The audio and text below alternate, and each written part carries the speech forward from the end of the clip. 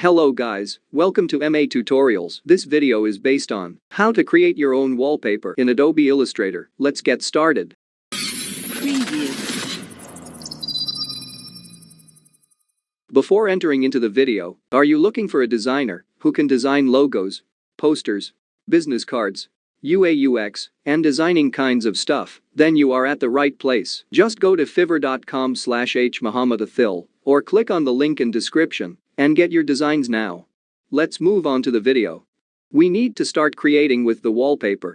For that, click on Create New button in Adobe Illustrator. Then change its preset details to Wallpaper 2, width to 390, and height to 844 pixels. Finally, click Create button. Then press Shift plus F7 to open Align tab.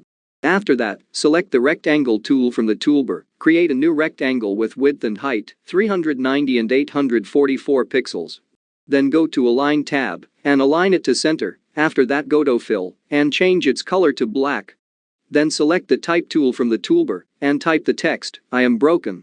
Then press Ctrl plus A to select the selection. After that, go to Fill and change its color to white. Then change its font to Kokagas Pro Ultralight. Font link in description. Font size to 47 points.